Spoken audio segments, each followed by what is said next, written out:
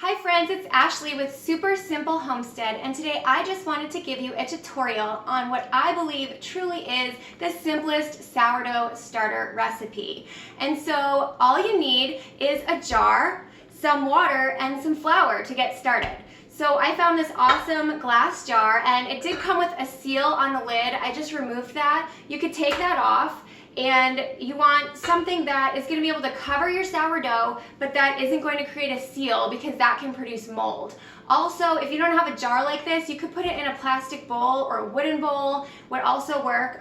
You will want something to cover it, so you could even just use a cloth over that just to make sure that it stays covered. But you want it to be able to breathe. You don't want it so super tight like with a seal or something like that.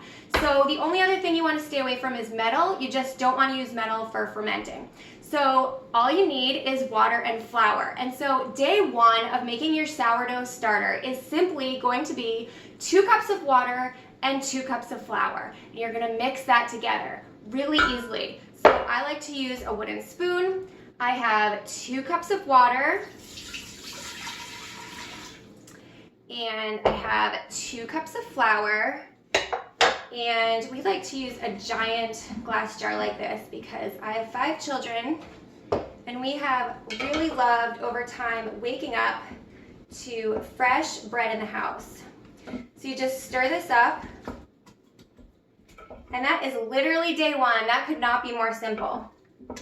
Now, days 2 to 14, you are going to do almost the same exact thing, except it's going to be 1 and 1. So you're going to do 1 cup of water and 1 cup of flour. So every day, typically at the same time is nice, you just want to put in 1 cup of water and 1 cup of flour. Now, this is going to get bubbly, it's going to look funny, it is going to smell funny, it's going to smell pretty funky actually at times, and a lot of people think that they're doing this wrong. You're not messing it up. As long as you just keep feeding it, see, it's just getting hungry once it starts smelling funky, so you just want to feed it.